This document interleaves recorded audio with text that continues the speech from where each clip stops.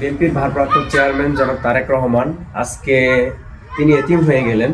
তিনি তার বাবাকে হারালেন খুব ছোট বয়সে। তার বাবাকে হারানোর পর কিন্তু তার ভাই আরাফাত রহমান খুকুকে হারিয়েছেন।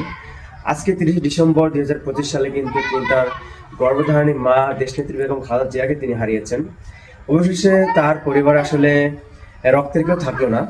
তার বাবা, তার ভাই, তার মাকে হারানোর পর তিনি কিন্তু এতিম হয়ে গেছেন। তিনি তিনি একা হয়ে গেছেন। কিন্তু তার সাথে কিন্তু বাংলাদেশের 18 কোটি জনগণ কিন্তু তার সাথে আছে।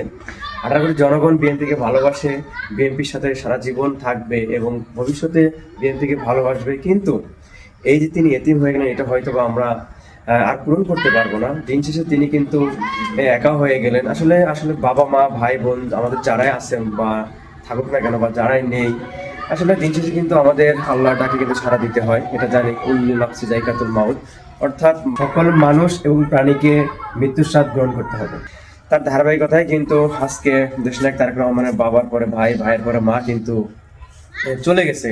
আসলে এটা আসলে হতাশার এবং বিএনপির পরিবারের জন্য হতাশার। ব্যক্তিগতভাবে আমি এই নিউজটা শোনার পরে কিন্তু আমি শুধু তারেক রহমানের দিকে, ছবিটির দিকে তাকিয়েছিলাম যে আসলে এই ব্যক্তিটি এর যে মুখের যে হাসি, তিনি যখন লন্ডন থেকে বাংলাদেশে আসছিলেন তার এই হাসিটা কিন্তু এখন আর নেই। তার চেহারাটা মলিন হয়ে গিয়েছে। তার মাকে হারিয়েছেন। আসলে আমরা সবাই দেশনেত্রী বেগম খালেদার জন্য দোয়া করব। তিনি যেন কবরের মাটিতে যেন ভালো থাকে, আল্লাহ পাক তাকে যেন জান্নাতবাসী করে। আমরা সকলেই মন থেকে তার জন্য দোয়া করব। কারণ দেশনেত্রী বেগম খালেদা জিয়া 3বার প্রধানমন্ত্রী ছিলেন। তিনি বাংলাদেশের জন্য অনেক কিছু করেছেন। তার যেই ত্যাগ, যে আত্মত্যাগ গণতন্ত্রের জন্য, বাংলাদেশের মানুষের জন্য, আপামর সকল শ্রেণীর মানুষের জন্য তার যে আত্মত্যাগ, এটা আসলে ভোলার মতো নয়। আমার সবাই দেশনেত্রী বেগম খালেদার জন্য দোয়া করব।